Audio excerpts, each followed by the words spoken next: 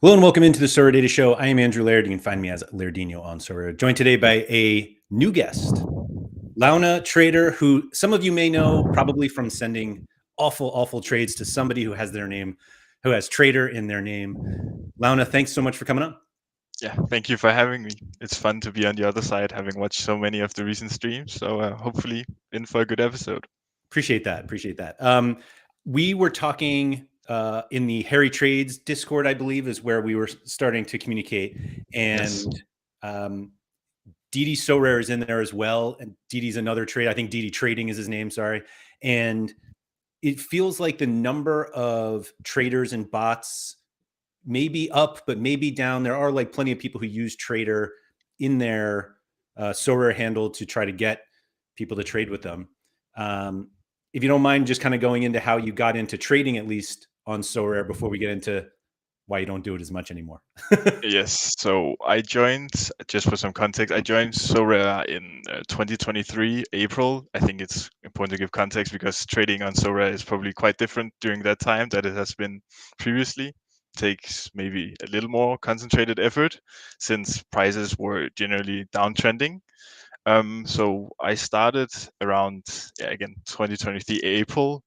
Did the usual mistakes, had an investment of around 1,500 euros that I actually got because I broke my arm in half and didn't have anything to do for 6 weeks. So I thought, what better way than to try to entertain myself by investing in Sorare, seeing if I could either make some money or just enjoy football in general.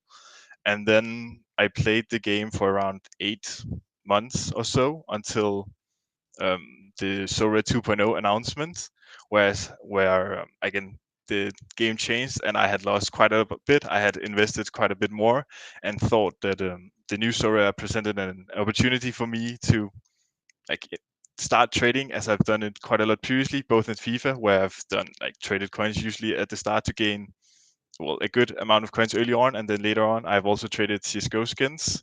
And if you don't know what CS:GO skins is, it's basically um, camouflages or different colors on weapons that have different scarcities that you can get from cases that you buy from Valve and open with keys. And these skins range quite widely in prices depending on scarcity and if they are knives, if they are rare, if they have specific patterns, and so on.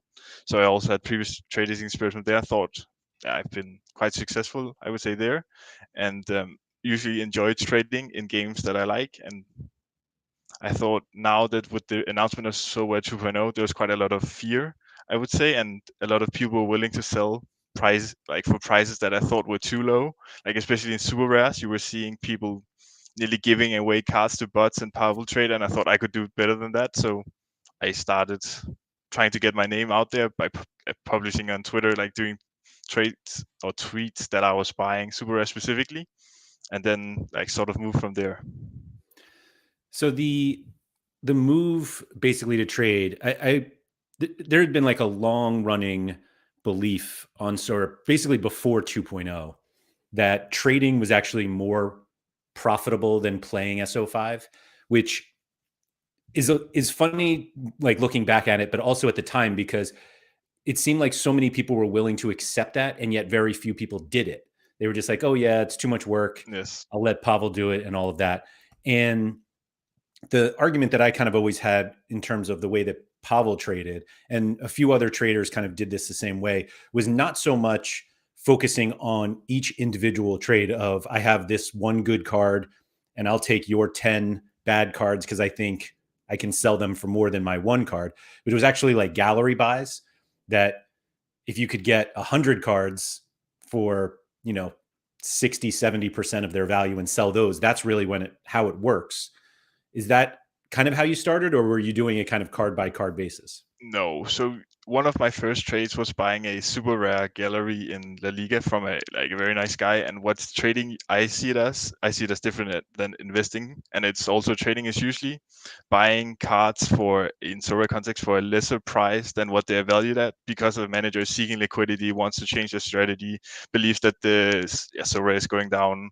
So the 2.0 announcement basically kills Sorare fear that their cards are going to zero, right? So what you usually would do, I would do at least with super rares, where that bots were probably offering 20 to 30%, whereas I could I think I became reasonably good during the transition at valuing super rares, which was really difficult Hmm. because Sorare data, if you looked at that, you would probably find that super rares were like what I could offer would be maybe 30%, 40% of this super rare gallery valuation. So what I did usually was having a quite transparent approach. So I'd go and list all the different players that they had in their gallery and what my honest valuation would be, and then I would give them, let's say, a 60% offer of that, because that was pretty good at the time. I don't think most people would like offer anywhere near that, and then I would see, okay, I think I can still make profit on that, and it allows me to have quite a big negotiation range of.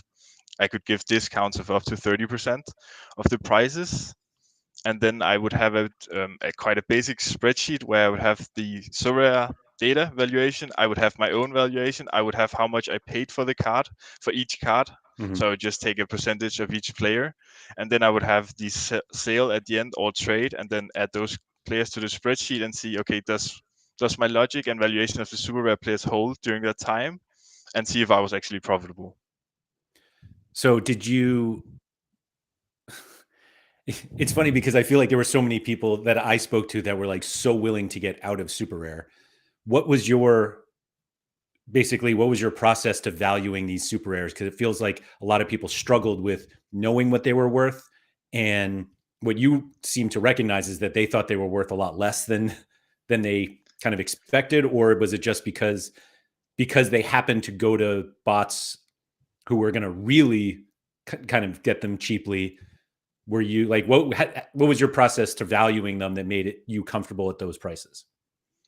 I think like I did quite a few things. So again, looking at previous trades, previous sales was like somewhat reliable. Again, it's not really, because when it changed, I would say super rares probably lost 40% of their value, just as a general rule. So I looked at previous prices, I looked at rare prices, I looked at just general cards that were similar in scoring and in the Mhm. league and in their team. And then when you start selling more cards, you get like an intuitive feeling for how much demand there is for a card, and also just how much you're able to sell it for.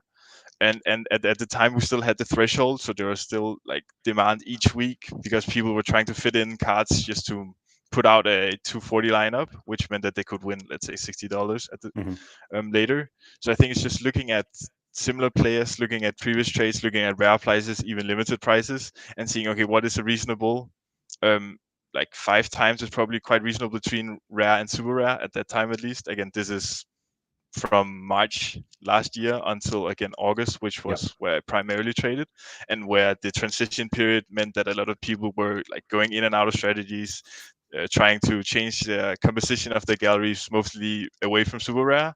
But I think people cut the value like in half or more from one day to the other, whereas it was more gradual transition. And as we can probably talk about later, people like still value the um, utility that the cards had.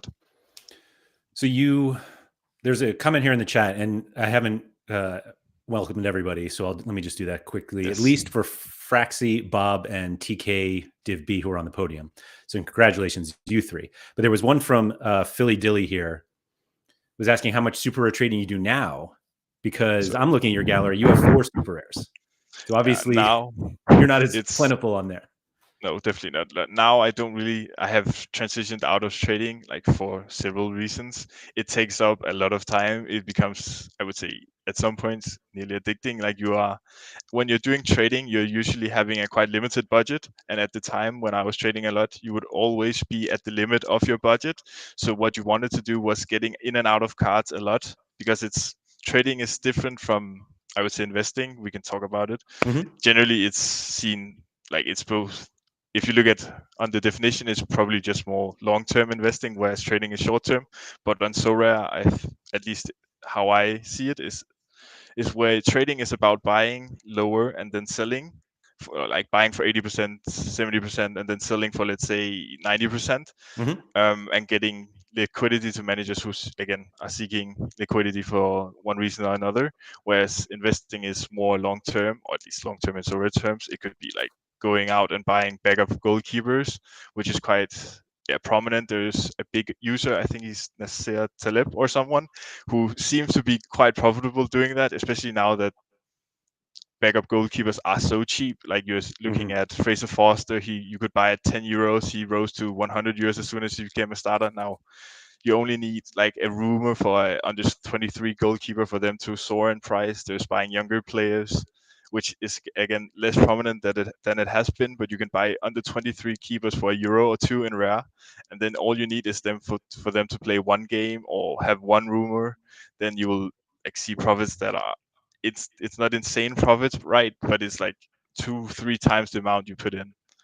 Um, so and Yeah. again, in terms of super rares right now, I'm just trying to return to the question. I don't do it much because trading took up too much of my time. And my initial goal was to rebuild like my investment in Sora into my gallery value, which I achieved.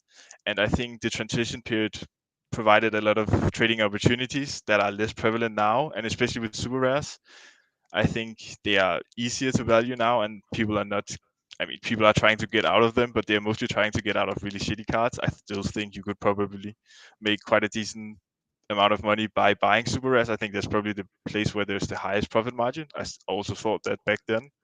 Hmm. But my main focus right now is just playing SO5, as I enjoyed quite a lot.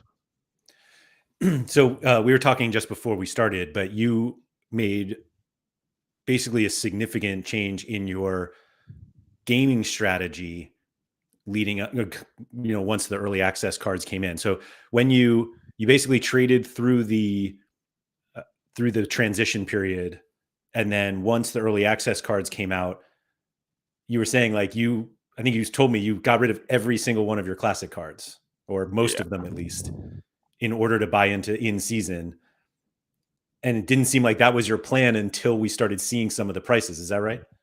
No, I mean, I think most people, when they heard the announcement and transition period, like transition from in season or from classic to in season as well, or the split, most people were focusing on a classic strategy because it's really difficult to know what prices would be. And most people, maybe partially biased by how prices have been in the past, estimated that the in-season prices would be really high. Mm-hmm. And then you saw contender and challenger cards, which I would say generally followed the pricing that you would expect.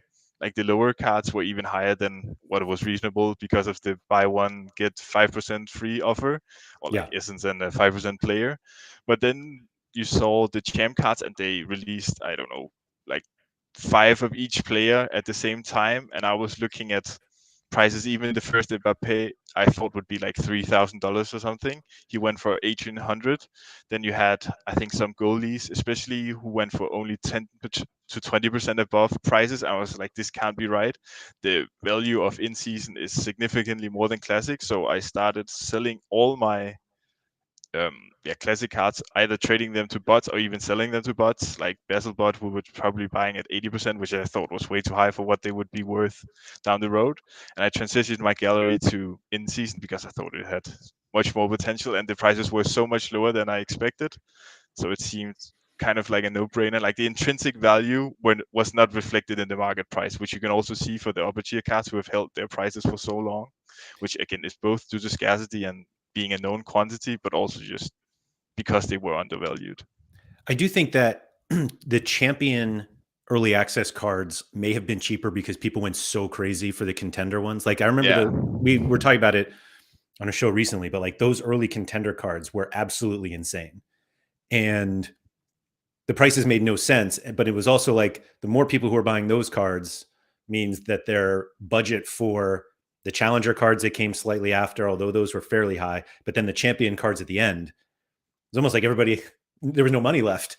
And so the champion kind of premiums didn't match the in-season premium for champion cards didn't match challenger and contender, which I almost feel like should be the opposite. Like the champion difference should be bigger yeah, because that's where the 100%. biggest prizes are. Um, so yeah, that was a very weird dynamic, and I'm not sure there's any way for Sorare to change it. Like I think they have to come out with the contender cards first because those leagues start first. But it's almost like that's the one thing I feel like that they would benefit from the most is figuring out how to get champion cards out, if not first, but with everybody else, so that people haven't already spent all of their money. Yeah, I think also just now Yeah, again, they Yeah. won't make that mistake again. I agree. Like they won't also release 10 Mbappes on the first day or whatever, like five probably, but five of every card, like so many cards that you will eventually also just have cards that fall like through Hmm. the demand. I bought a Rodrigo at 150 euros, which was less than his classic during the night time because so many had been listed at the same time. Right, there was so many prices that wouldn't make sense because you had just over flooded the market with a user base who did not have the investment funds at that time Hmm. to drive up prices enough. Like you had by having the buy one get one free offers, you had incentivized users to buy so much, as we can also see during the Christmas period. People really like when they have the opportunity to get something for free, even though they are, I would say, quite bad at valuing like the expected value of what they're getting. Right, it's usually quite misjudged. Sure. Um, so I think I don't know how they'll do it, but they'll definitely have to figure out a different way. And now the community is also better educated, so you'll probably not see the same pattern. I mean, you might, but I want to believe that people will hold on to their money longer if they want to play champion. That they won't like look at the early challenger, or excuse me, early contender and challenger ones and then spend there. But I could be wrong. Um, Question here from Sorare Josh. Josh is also doesn't call himself a trader, at no. least not in their Sorare name. But question was, how do you find competing against the fully automatic bots and semi-automatic traders out there? There's way more undercutting now and feels very challenging being a manual trader. Is that part of the reason that you stopped doing it, or at least that you don't do it quite as much? Yeah, I mean, I definitely both a lot of traders and a lot of more cards on the market. And I think being mainly super rare, I also did rare, but being a lot in super rare, you definitely avoided the bot problem to a bigger extent, especially because like what I found back then was that my advantage with bots was that I could like with bots you get one offer and that's it. Like if Mhm. they will give you a price and that's it. But people actually like to negotiate for their cards both when buying but also when selling. So one of the main advantages for me, specifically for super rares, for rares is a different story because there's less negotiating, right? You can negotiate maybe 5-10%, but it won't be more than that. Yeah. So now I can definitely see why it's difficult being a trader because the undercutting is quite prominent. Like it's sort of if there's five cards on the market, then people will be quite panicked and start listing even more. And then a card that is intrinsically worth more than the actual market price can possibly be like traded for lower for a very long time. And with in season, you'll also see prices just generally like the utility trends downwards. And then you'll find a time where you are not able to sell the card at its true value. And Hmm. then in 2 weeks, you will have to sell it at what it's now its true value, and therefore you'll lose out on profitability in a trade. So when you did the super rare trading, were you particular about like a certain level of card that you like? Would you take any card? Was it you're only going to do tier two and above? Like there are a few accounts that seem to be traders, I guess, that pretty much like only deal with stars or tier ones and above. Did you have like a level where you were like, I don't want to deal with tier threes and fours? I think being a trader, like it's difficult to like everybody wants only tier twos, tier ones, and stars. They're the easiest to sell. They're the easiest to value. Yeah, But when usually you would buy a whole gallery, so you would get a mixed bunch of candy for like a better word, right? You would get tier threes, you would get tier fours, you would get tier twos, you would get tier ones, and your main, like my main value would always come from the better cards. So you would it would be very rare that I would buy a gallery that only consisted of tier 3 and tier 4 super rares. There would sure. have to be some cards that allowed me to justify whatever I invested it for buying those cards, right? Where I was quite certain that my investment would at least be like somewhat safe, that I could recoup 80% of the value, and then maybe the profit would lie in the tier 3s and tier 4s. Hmm. So I don't think like I again everybody would like to as a trader just buy Yamal at 80% and then sell him for 95 the next day. But it's not there are not that many Yamals going around. You're competing with a lot of people who's able to offer much more for those cards than they would be for super rares. So I tried to just buy basically everything I thought could be profitable. That makes sense. There, obviously, when you are a trader, and even if you are focusing on super rares, I feel like you're still kind of paying attention to rare prices. I mean, Maybe you do definitely rare. yeah.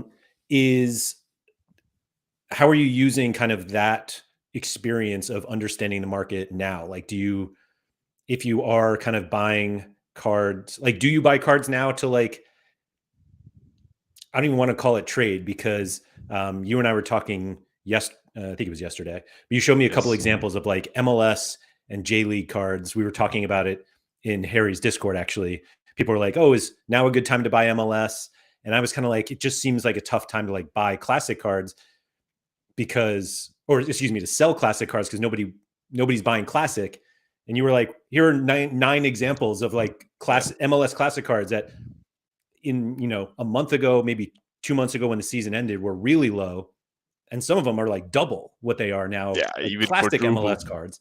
So were there any that you took advantage of back then that you are now looking at to sell? I think most of the cards I showed you actually I've held for quite a long time. Oh, okay. Like Challenger and Contender is more of my have fun side of Sorare. My results, I'm a decent Challenger and Contender manager, but I Mm-hmm. enjoy playing it a lot. Like I enjoy playing all different kinds of comps and also having the ability to play every special play Contender in season. The results are not as great, but I think what I use my trading for now is mostly when knowing like when to buy cards, like understanding when a player is too low or when at least the price is really decent if I'm looking for something. So over the winter break, prices became really low for some champ cards, I think. I Mm-hmm. was looking at a Kimmich, I was looking at Birds, I was looking even at getting another Vinicius Jr., whose classic was around 250 euros. I didn't end up buying it, but which is like really low. Now he's gotten a red card, so maybe it's more fairly a fair valuation. But for example, Kimmich, I bought at 300 euros, and again, it's probably not the best trade you won't, but he is definitely worth more in my opinion in that than that. And also for Birds, I bought him for 590 because I thought he had a really decent price, and it's someone who I've been looking to pick up for quite a long time, and he just sold yesterday, I think, for around 800 euros. So I think understanding the trends and like seasonalities of Sorare is quite important. So what you'll often see is during downtime or times with no utility, prices will generally go down, and they will go down quite a lot, especially during the Christmas period. But you'll also see it during international game weeks. And one of the main examples, which you also highlighted, was the sell-off at the end of the J League, the K League, and the MLS season, which was really like hard this year. Like people were just selling for basically any like amount of Yeah. money that they could get. You were looking at goalkeepers at 5 euros, like who were like sort of certain that they probably would have a spot next year. You would looking at under 23 guys, even stars, who were so cheap. And then I showed you some examples yesterday, but for example, Jack McGlynn, who was selling just 1 month ago, he was selling for 10 euros on the secondary market. I just sold one yesterday for 35 euros, which is, I mean, there's just some trends that you can go on quite easily. And again, you don't have to do it just for like a trading purpose, but if you're looking at going into like MLS, then knowing that you should probably buy at the end of the season, now that within season, I think the sell-offs have become even more steep because people think that there is no value in classic, and then okay, maybe when MLS comes around, like the foresight of the Sorare community is not that high. It's probably around 1 month to 2 months, and then something comes into the collective mind of Sorare users, and then they start investing and I think that's investing exactly what it like is. irrationally. Well, I actually think it's the opposite. I think it's completely rational Yeah, because to it's some just extent, the prices aren't. I would say, I right. I guess. think that's what it is. I think the trend is rational, but the prices are irrational. And like it's been a thing every year on Sorare that like end of season utility goes down and people don't want those cards anymore and they want to get out of their cards in order to buy new cards that have utility. And yet there's just such a small desire by most users to buy cards that have no utility in the next month or two and just wait. And I think you kind of classify that more as like investing than trading. Trading, but even though really is like, we're looking at these charts, they're like 1 and 2 months, which really isn't like that much No, time. I would And say cards are, again, yeah. in normal terms it's not, but in Sorare terms, when you're like working with so highly like variable assets as Sorare cards are, right, 1 week can change the prices like entirely. A transfer rumor, an injury, and everything. So 1 to 2 months is, I mean, it's not a long time, especially like if you are quadrupling your money or 3xing your money in 1 month. It's not a long time at all. But in Sorare terms, like with how people generally play the game, it's quite a long time. Do you think we have any, just look as you're looking at the market, and particularly on either MLS, J League, or K League, which those leagues are coming back within the next month and a half, 2 months. Do you think that we are in a situation where those prices for Classic at least could still actually rise, even though we've seen the rise happen already? Well, what I tend to think happens is that prices are really low at the end of the season, and then the sort of sell-off happens in the next, like I would say, about a month. And then after a month, the people who have sold, like have sold their cards, and the people who are willing to hold on to the cards and expect to use them next season and have made like a conscious plan, they are all that is left. So what you see is that the market becomes a lot more scarce. So there are a lot fewer listings than you would expect for cards that have so many hundreds of cards. So I would expect that the prices will like increase slowly as we get closer to the season, and then probably when the MLS cards releases, then you'll I would expect see a dip, because I have a hard time, unless there's like a standalone MLS comp, which could, I guess, potentially happen. Then Mhm. I don't see the prices as being justified, like some of the prices that people are currently paying, because then they'll be like surprised at how cheap or how close the prices are to the current prices that they're paying for Classic, and Mhm. then they'll trend downwards. I think that's especially what happened during the summer for especially Champ Europe cards. But I think it could be sort of the same trend, because it's not always that people learn from like past trends. I don't think they notice really.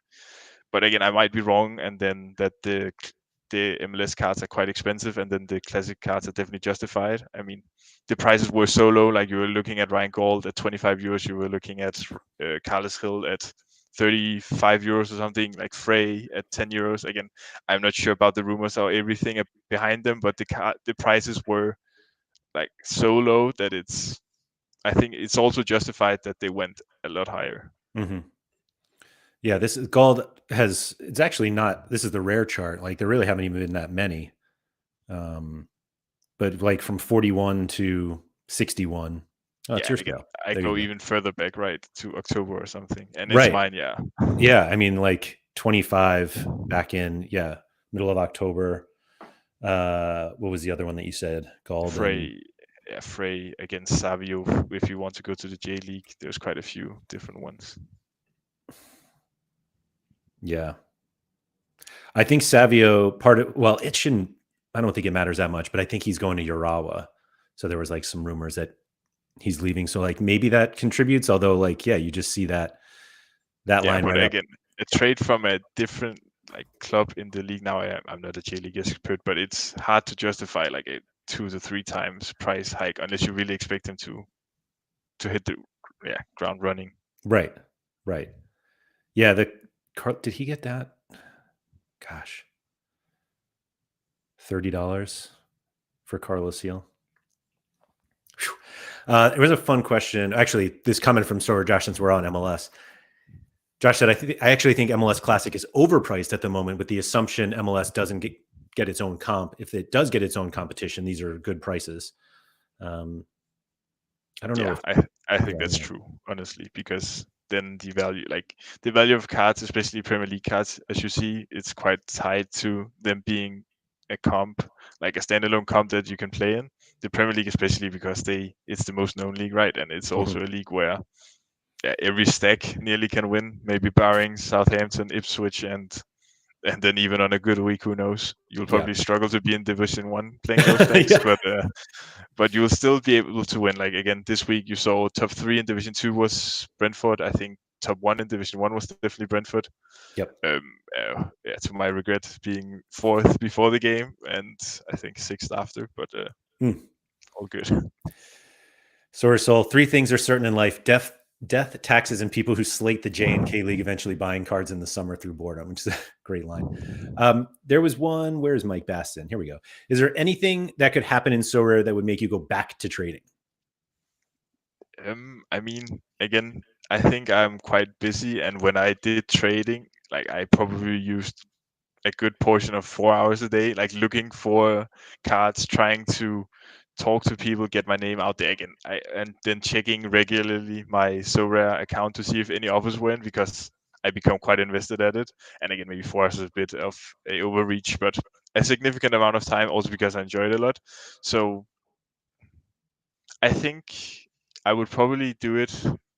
Like if I could reasonably get into like super rare trading again, I still think there's probably a lot of profit. And I think investing in Sorare, like again, investing and trading are quite similar, but looking just at the trends, I would also, I think I should do more of it, because they are so, like, they happen so regularly, and it's not no risk, but the reward is quite extensive, I would say, and it's so easy trends to follow that I think you are doing yourself a disservice by not like going for it, like buying when you see goalkeepers at, like buying each MLS goalkeeper at whatever the lowest point was last year. Again, finding out the lowest point can be a bit difficult, but when you see like the best goalkeeper is $20 or 25, probably a bit more, but not much, then just buying all of them, because then you've also diversified in so rare terms, right? You're bound to have more winners than losers probably.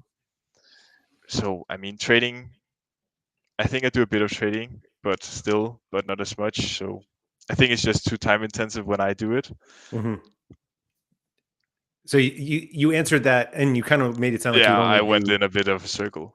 Well, no, but you kind of focused on super rare. You said, or that you might, and Yeah, I mean, the reason for super rare is it has the best, I would say, profit margin. There is not as saturated of a market for super rare traders, right? I think there's quite a few really good rare traders that you can go to.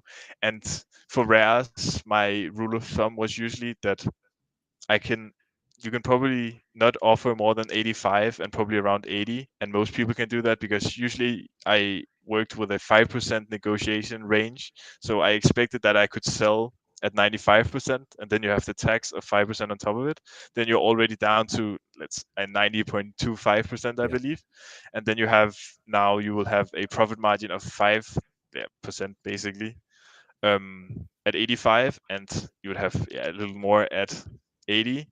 So it's just, and you take on what I also like to think about when I'm buying, is that I'm assuming all of the risks of what I'm buying, right? So I have to justify spending whatever with them playing bad, getting injuries as well. So 5%, when it's so competitive as I think the rare market to some extent is, then it's the profit margin is just not big enough, and it doesn't justify the time investment and the risk that you also take upon yourself. and that kind of answers whether you would trade limiteds or not. Yes, I mean, limited is also just, it takes even more time, right? People can have 500 limited cards, and if the profit margin is 10 cents a card, which is great, especially if you're starting out, I would highly advise going with limiteds. You can probably still make good profit, and it's a good way of understanding the market as well as when playing SO5 limited. It's just a good way of entering, because the risks are very low. The liquidity is generally pretty high, and you are not uncertain really about the pricing. Like, you know what a limited card price is. You won't buy a super rare for $500 and then realize it might not be worth more than 250, and Yeah. then sitting there and thinking, yeah, that's why he was so happy to sell it. Do you use other traders at all? I think like partially. I use mostly bots. I think, but the bots have become quite, like, they have quite high transaction costs now. It's usually above 20%.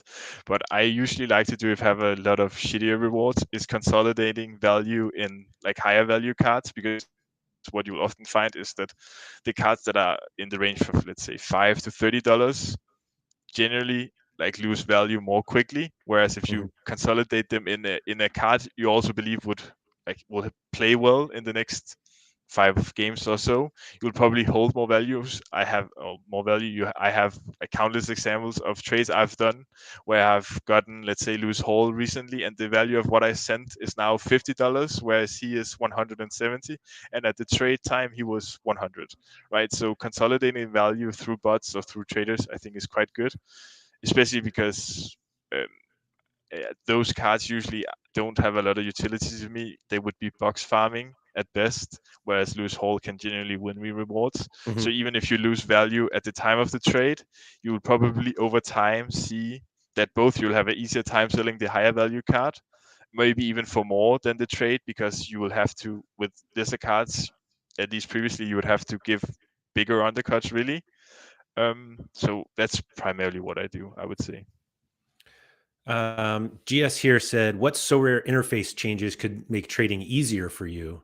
Users and traders are required in the Sorare infrastructure, so they should listen to the recommendations as well.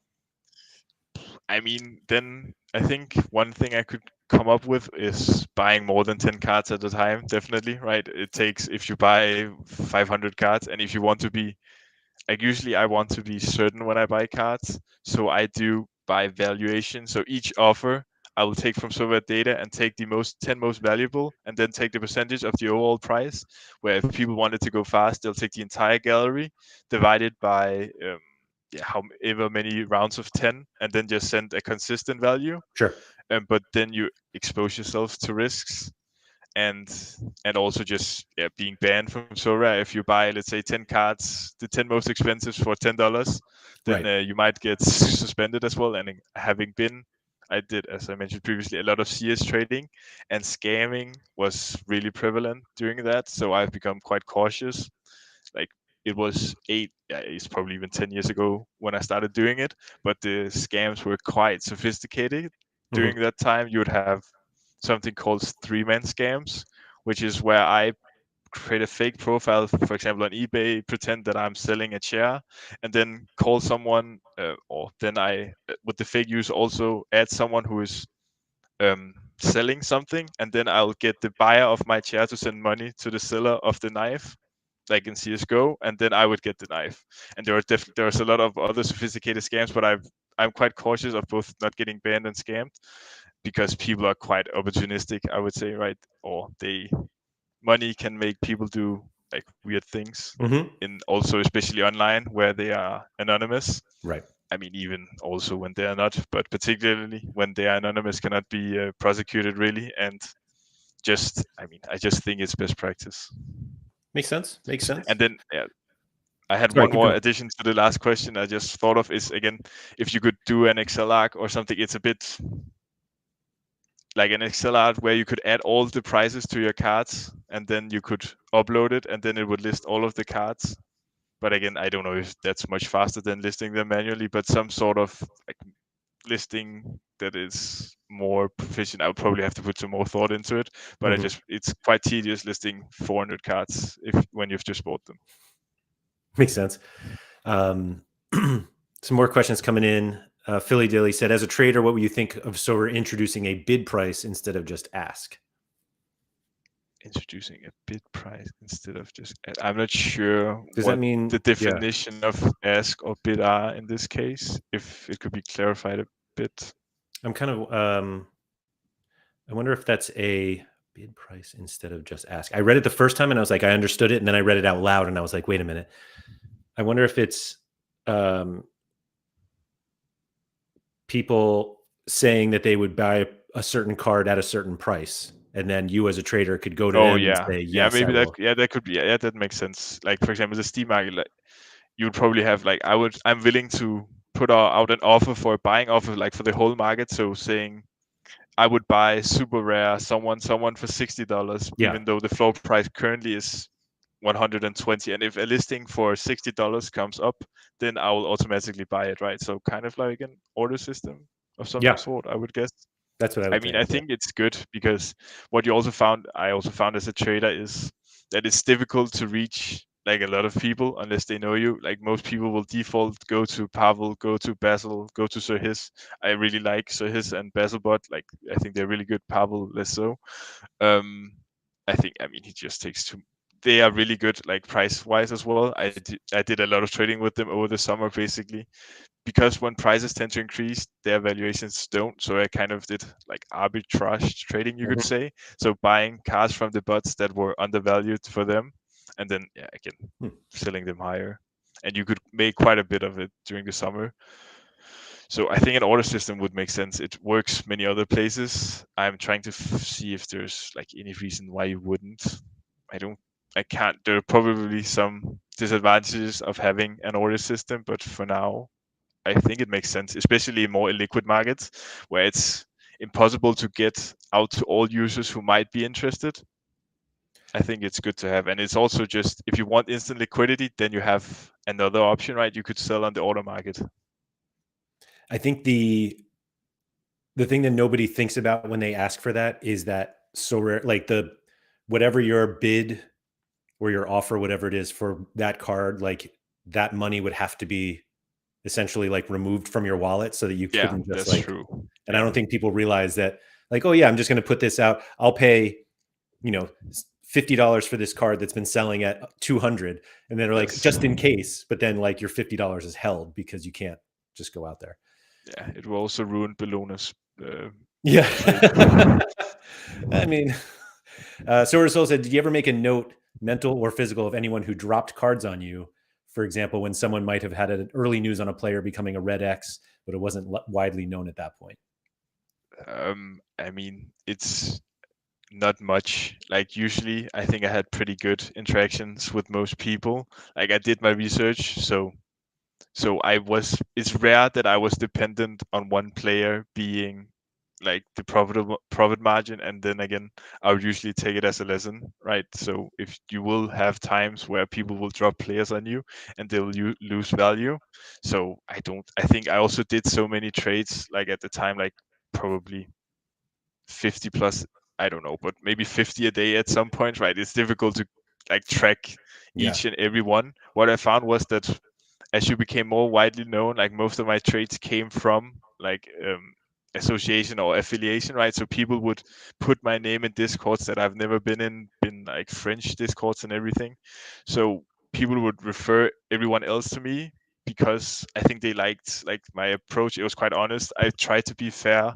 Like when I did CS:GO trading, I was definitely more opportunistic, whereas now, or at least back when, I wouldn't like try to drive every bit of profit out. Like usually you have a negotiation range where both people, like if you are able to make a deal where I'm happy to pay, let's say 40 to 45, and someone is happy to sell for 43 to 47, then maybe I wouldn't drive them like all the way down, but I Yeah. would try to be, I would take most of the surplus or whatever you would do, but still like be fair and negotiable because that's, I found that getting my name around was more beneficial than probably driving the last dollar and trying to be very self-centered in my trades.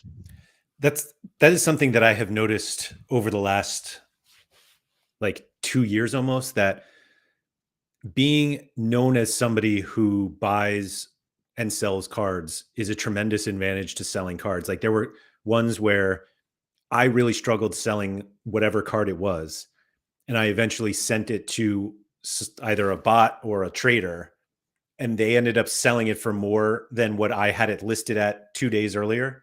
And it was kind of like there's a I think there's an advantage to being known, that people like check your gallery when you're a trader to like see what you have, and they Yeah, don't definitely. necessarily check the secondary market. I think there's a lot of buying on Sorare of what do the traders have, and then you kind of like make your buying decisions based on their inventory instead of the inventory of the entire market, because I think everybody goes into a deal with a trader or a bot thinking they're going to win, and Yes. usually they don't. It's Yeah, usually the trader that wins. yeah, But it depends on how you look at it, I would say. Like negotiation is also, again, it's not about winning or losing. It's about finding a mutual like mutual beneficial solution, right? So while they may value wise lose out on a bit of profit, like they could have sold them for more if they spent the time, they still don't have to worry about their, like I'm assuming a lot of risk, and that risk comes at a premium with a lot of other things. So for them, it might have been like beneficial getting the money at the time when they needed that. And again, if you look at it as an overall thing, yes, they might have lost out on some value, but there are also cases where people won by trading with me. Again, on a large scale, definitely they lose value. Otherwise, you're a bad trader. But I But, think well, actually, yeah. yeah, it's about finding something mutually beneficial, right? Which again, something about trading fairly, trying to like, don't drive all of the surplus, if you can say it like that, like of the profit. Like try to share it because it gives a better experience, and over the long run, I believe in most cases you will be, especially with Sorare, I think most people like know one or two people, and then they'll refer you there, and you'll get your name out there. And again, for me, I'm 100% certain that it was beneficial for like my trading strategy, because it's allowed me to like get buy opportunities that I wouldn't have by just browsing Twitter and seeing who has listed 20 super rare cards and looks like he's done with it. I think it's an incredible business practice. Philly Dilly, and this I actually was not thinking this, but you nail it as well. Said there are a lot of situations where I see someone sell a card to a bot for a price I'd pay double for, but they'd never know I was interested. And I guess the sort of the order system theoretically takes care of that situation. But yeah, I say that like it feels like every single game week. I see rewards come out and somebody sells something to, whoever. And it's like, man, I probably would have paid more than that. But, they don't take the time to either list it because they need the liquidity right away and they don't want to deal Yeah. with having to keep lowering it until somebody actually buys it. Or that's probably all it is. They just want the liquidity right away. Yeah, I don't know any better, right? I mean, not everyone is part of like the huge Sorare community, so maybe Right. they think they have only been exposed to Battlepot and they have traded with them previously and had like for them good experiences. They have gotten what they wanted, like a decent price, a decent amount of cash that they are content with, right? People are different. I see a lot of trades, which is also what's similar to the comment where I would never do this trades. Like also when I buy some of the cards, usually I would never sell at this price. I feel like this would never be me, but people are different, right? And they do like trade and sell cards for different reasons. And I mean, that's just how it is, basically. Yeah. Josh said, I found people who would rather pay 125% to a bot rather than 10% to a regular user. They have an incredible stranglehold on the market, which actually is funny because there was a comment before. I meant to bring it up. Let's see if I can find it. Here we go. Dan Casey said, am I alone in that I'll pay roughly 5% more to buy a card off someone who hasn't just bought it low to sell it high? Like, do you think that, and it's Josh, I bring this up after Josh because he's one who I see this all the time. It feels like, which is funny because he made a comment that like Pug Trader owns every card on the platform. And sometimes I feel like every card I want Josh has, but it's also like, you see, a card trade for $30, let's call it. And then Josh will get it for like 18, but then nobody else wants to sell at 18, which is perfectly fair because like everyone else is selling it there. But then it's like, what is the value at that point? Because like nobody else wants to drop it. So obviously you're not going to get it at the price Josh did, which I feel again is always the case. But then it's like, how much are you willing to pay then? Yes, and it's like a combination of market price versus what you believe is the intrinsic value of the card. So again, a lot of people like see auctions as the, I don't know, the be all end all for pricing, whereas I have multiple like times gotten really great deals on auctions. I remember at the end of last season, my primary way of like generating profit was buying through auctions because there was so little demand that the intrinsic value of the cards was higher than the actual market price, but like people weren't willing to buy them on auction. But then when it came Friday at 3 p.m. and they had to like do a lineup, then suddenly they were willing to pay. And again, it was again sometimes they would overpay, but other times they would just pay what the price probably should have been. And again, in response to like the 125% to a bot is, yeah, there are some people who do some strange interactions. I think again, for bots to work, you probably need the premium of 125 just due to how many shitty trades they do and how many cards get offloaded off them. So in some way we should I mean, as a trader, maybe not, but as a player, we should probably be quite thankful that some people are willing to do 125% deals, because otherwise it wouldn't be sustainable, and we wouldn't have like, they do provide some needed liquidity and the ability to move in and out of cards, Sure. which I think is really necessary. Yeah. Agreed. Philly said, when you were trading, was it just through Sorare, or did you read through the want to buy, sell, buy, trade, sell on Discord? Like, yeah, how did you kind of find people who were who wanted to sell? I mean, Yes. multiple super rares, no less. So I wasn't part really of any discords. I was looking on, again, the Sorare market was one of the primary places where I would just scour the super rare market, even the rare market, for people who had multiple listings. I still do it now. Sometimes if they have a card I want and they have several cards that are deemed decent, then maybe I can get like a bundle deal. Mm-hmm. But otherwise, I also did Twitter a lot, so it was quite popping, I would say, during the time of the transition. So I would just literally search Sorare gallery, Sorare selling, Sorare sell, and you would find a lot of people who were, I'm selling my super rares, I'm done with this game, or just maybe less negative, but just I need the liquidity or something else. And as also mentioned, a lot of people referred to me. So when they had done transactions with me, they would refer their friends who were in a similar position, who wanted to change strategy, or who wanted to go in from super rares to rares or to limited even. So a bit of everything really. Like I tried to Mm-hmm. just also did Twitter giveaways. So because they become quite popular, so I would be giving away like 5 limited cards, and then have my gallery name say that I'm trading, and again, it's difficult to like monitor if it actually works. It gave me, I don't know, 800 followers on Twitter, so definitely worth it. But I'm not sure in trading wise if it was helpful, but at least it got me out there. And if people were like searching for trader on Sorare, maybe my name would pop up. Sorry. Marketing budgets are always tough to track, so don't worry about Yes. it. Did you find a most profitable position? Goalkeepers versus forward No, was the example, but I don't think so. Like goalkeepers were definitely the nicest one to buy, because there's always like demand for goalkeepers. Like if they are playing right, if you get a super rare goalkeeper, you would be certain that you would be able to sell them, and also Mhm. sell them closer to what my valuation would be. Whereas all other positions, you would probably have to do like bigger discounts. And again, you can always argue whether it's a discount or just real market price, but discount of my listing price and my mental price of the card. So again, buying goalkeepers because they are more in demand generally was nicer. I don't think there was position that was like particularly more profitable. Yeah. Usually you buy in bulks and people have a spread of everything from goalkeepers to forwards, but maybe goalkeepers is the most profitable, because people, I don't know, people just buy them You more, just always need like, them. yeah, again, and people are more willing to pay more than they're worth. Like if they have one spot, they think, oh, if I buy this keeper, I'll definitely like get his value back this one game week, when it's often not the case. Mhm.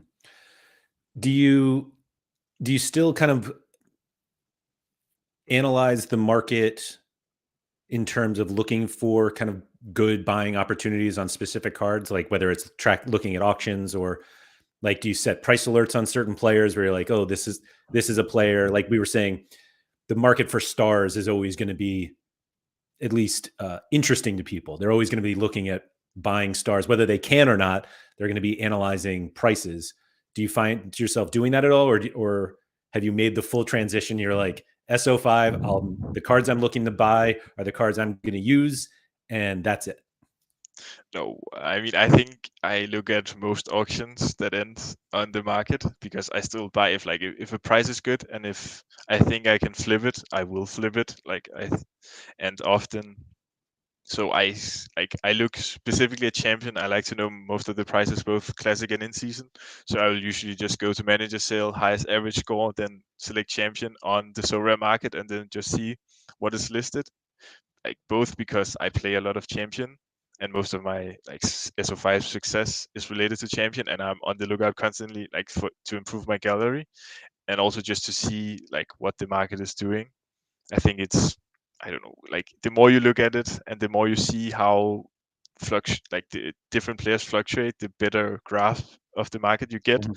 and also the better idea you get of when is the time to buy. So if you're looking for a certain card, you will see like that they fluctuate a lot. And if you have monitored them for the last 7 days and they suddenly are 10-20% cheaper, then it's then it's probably time to strike, or that there is something that has happened. So you've mentioned a few times about kind of you have gotten a feel of like what the intrinsic value of each card is. Yes.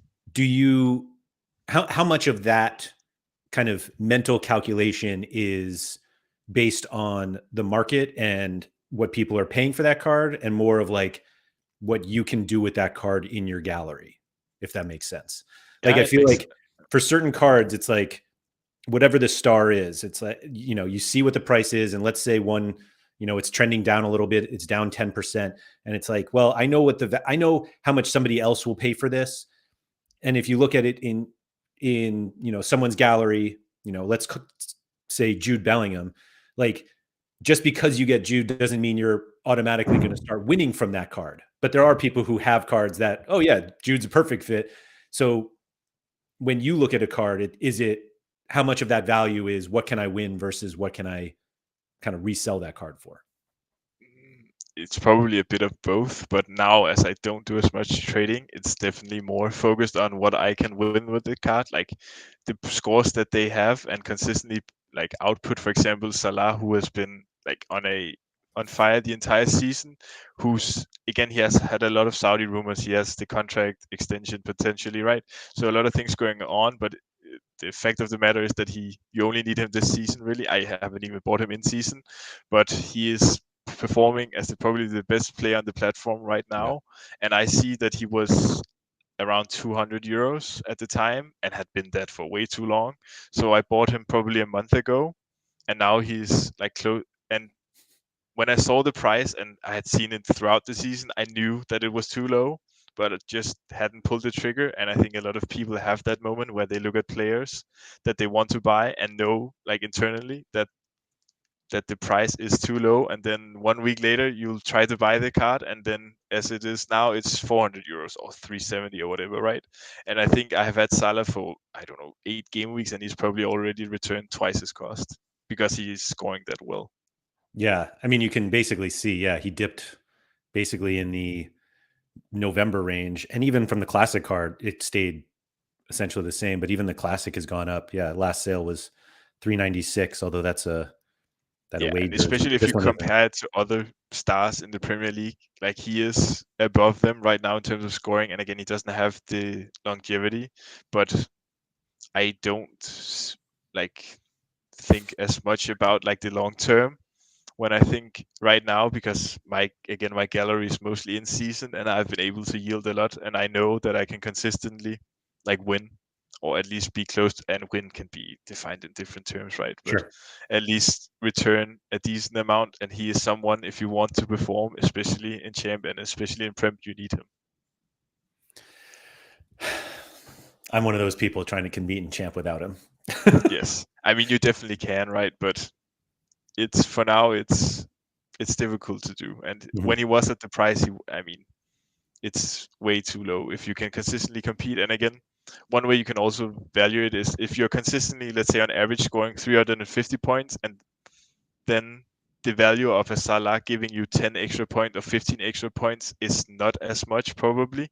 Whereas if you are scoring consistently 400 and then sometimes like 450, let's say, then having those 10 extra points just will make the difference.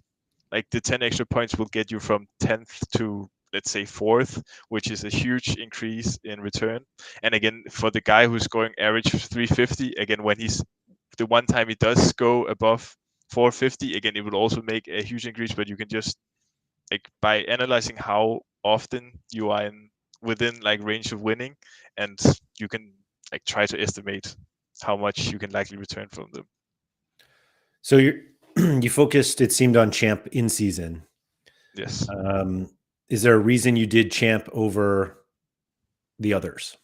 Well, I think I don't watch most of the challenger and contender leagues, and I feel like I'm quite knowledgeable about most champ players. Mhm. And I think there's, again, as you've also mentioned many times, there's a lot of information like widely available for everyone.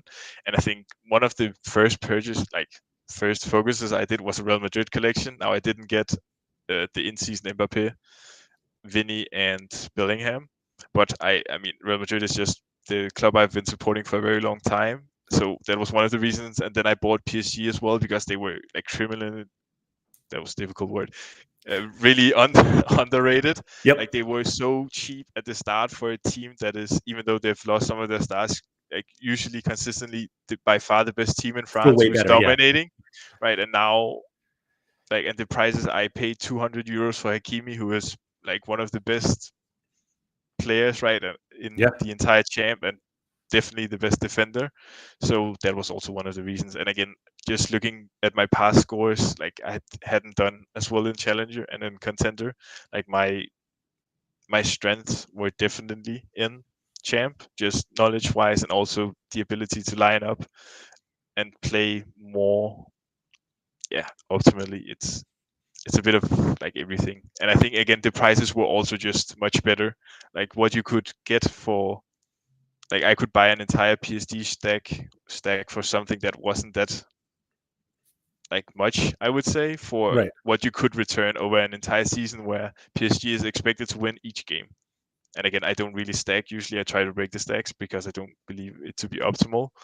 Um, but again, the pricing, the knowledge, and the widely available information of all of them, there's just much more certainty with the lineups, I find at least, because I don't have access to anything other than Sorare data and Predictify. Again, sometimes I would try, but because there's not as much on stake for my challenger and contender lineups, I'm more content with just lining them up, which I guess you benefit from.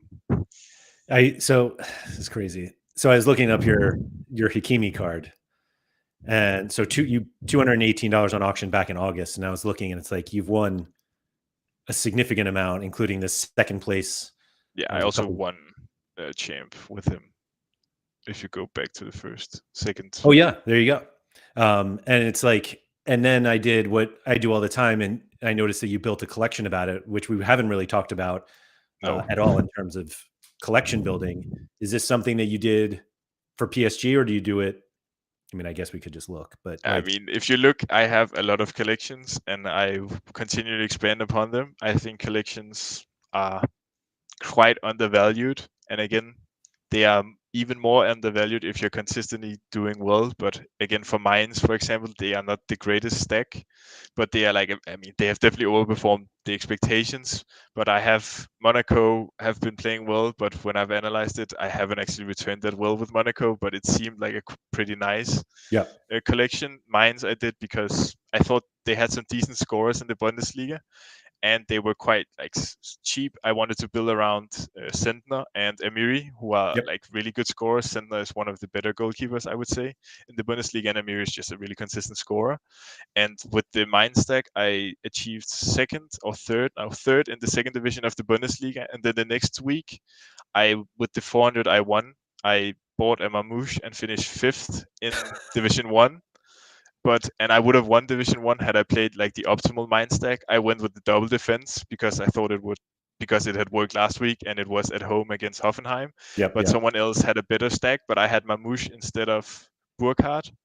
But Mamouche actually did better than Burkhardt, which like, so my expectation of breaking the stack worked, but I just yeah, didn't find the optimal four. right, Um, but again, I think just having 5% gives you so many opportunities, even 4% and 3% for collections with less cards. But having 5% allows you to both push really far when you have a good week. It allows you to avoid relegation. You have a much bigger chance at pushing for promotion with, I mean, especially with like stacks like mines, you really need probably to be at the right place at the right time. So my mine stack went from division 3 or 4 all the way to division 2, and then they had 2 good games in a row, and I won. Yeah, I think I combined maybe $700 or $800, which paid off more than the stack. And I used the previous winnings to like build on top of the yeah, mines strategy. So I thought Mamouche had a really good game, and it would probably be better than Burkhardt, and I mm-hmm. didn't have Burkhardt, but I didn't have um, and I didn't have the best stack. Like I didn't have 5% on mines at the time, so I knew that I wouldn't win by just purely stacking. And also, it's really rare that you would find that the stack is 5 best players is just the easiest way to play, and quite convenient. But so, and again, as you can see, I don't even know how many. I probably have 8 or so stacks with 4% at least in season. Now, many of them have been built throughout the season, so I have won probably 15,000 euros in rare in champ this season. I've finished 1, 2, and 3 in champ in season Division 1. I've won La Liga, won and second, and also finished second. And I've won Division 2 or 3 in the league and finished second as well. Like a lot of success, which it meant, and I based some of it at least on the idea of having some of the best cards with the best XP, and also being in the divisions like Division 1 consistently. And again, I find that my building is quite opposite. Like I don't consistently yield in the way that I always get like $100, but when my teams hit, they always seem to go really big. Mm-hmm. So having each advantage that you can possibly have. So I've also slammed 3 level ups on basically each important player, which meant that I'm competing with Hakimi at 16%. Like I have an entire PSG collection bar Donnarumma at 16+%. And when I can mix it Real Madrid and then also put in Salah, even though he doesn't have that many, then it's difficult to beat. That's crazy. 16%. And again, some might have more, but my line of thinking has always been it's not as important within season to find the optimal use of the level up. Like I might be 0.5% behind the one with the most XP, but my strategy is not to full stack PSG. So Right. I'm fine with having like a time where I might be the leader for like 2 or 3 weeks, and then just being like close to. Again, I don't want to be 2 or 3 XP points behind, but being 1%, I think I can overcome. Like, and I have enjoyed the advantage that I had. Yeah, there are 3 at 16.5, and then yours at 16, and no others are that high. Yeah. And again, for Monaco, for example, I have Akliouche, who has a good mid game this weekend, and I haven't really yielded much from, but I have the strongest of him. I will be in top 10 for most cards in Real Madrid and PSG, other than Mbappe and Vini. Yeah, you I think I can't remember if I gave you credit for it or not on a stream the other day, that there's so much focus on collection bonus when you either are just short or just above other people in terms of winning. And you made this great point that like it's important for avoiding relegation or getting promoted, and like every single point really does matter. And if you have an opportunity to build a collection that helps the best cards be better than other people's best cards, even if it's the same player, then it's a huge advantage. Yes. Let's take this last one here before I let you go. It's been a little longer than I promised, but it said, so the big question is, when do you sell all of these in-season cards? Do you do it at the beginning of next season when they're classic and there's some demand? I mean, again, I think for most people, like again, as with everyone, I don't know when the best time is to sell the in-season cards. Like my thinking has always been that they have been quite undervalued, at least from the start. Now I think they are more appropriately valued. And I have been able to yield, as you've shown, like quite consistently throughout the season. And my cards will still be at the very top of the power curve during that time. So, like, depending on the market, I might hold them and then sell them off. I might sell them if I find a good opportunity. Like what I usually do, if I find cards to be like overpriced, where I think the market price is actually higher than the intrinsic value, then I'll get out of the card. It's difficult, especially when they're in collections. But for example, at the start of the season, Asensio was starting for PSG, and he did like 70 scores, which was pretty good. And he went up to $230, and I instantly sold him. Like I knew that he was not worth that. And Right. there's also Minamino I had in the Monaco collection when the French specialist came around. Instead of thinking that I would, like, he increased $50 or $60 in price.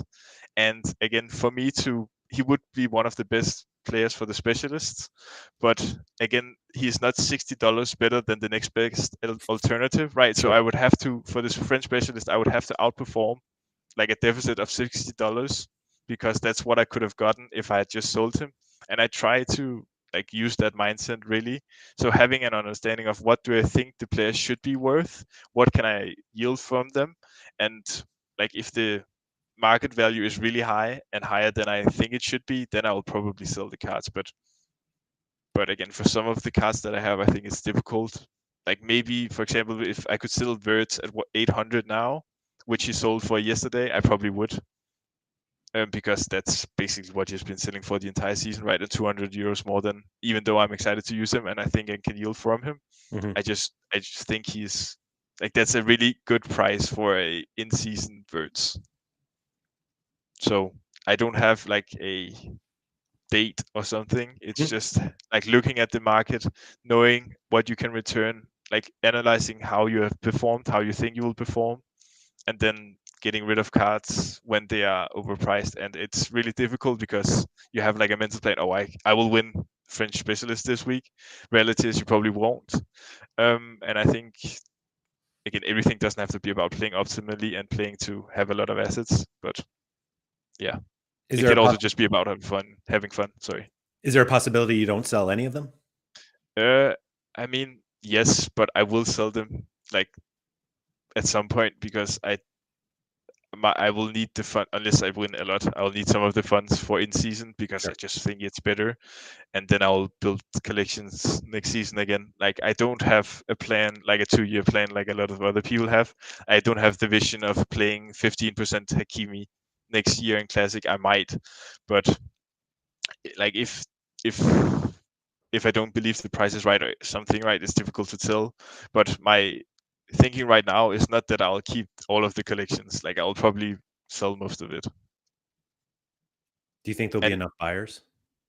Again, as you said, as has been touched upon quite a lot on the stream, like at the end of the season, no. And I think there will be a point where classic prices are too low.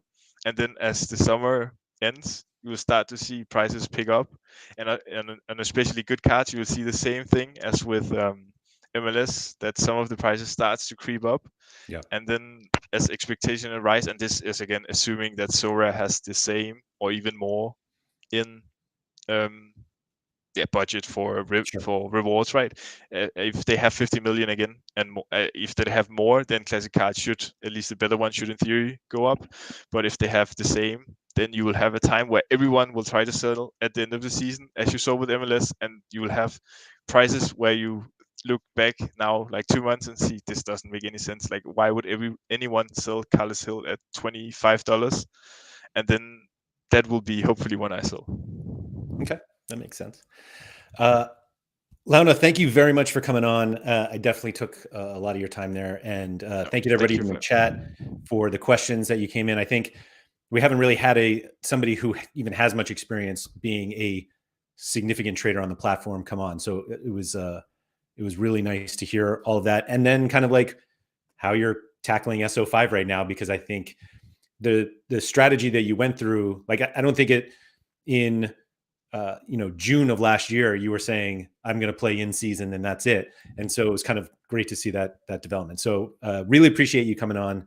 Thank you very much. Thank you for having me. It was fun. Thanks everyone for coming. If you could please like, subscribe, all that good stuff. Shout out to Quinny. Feel free to share this stream with anybody who's interested. I think this was a really great discussion. I'm just going to pat myself and Launa on the back right now. So thank you, everybody. And remember to get your steps in.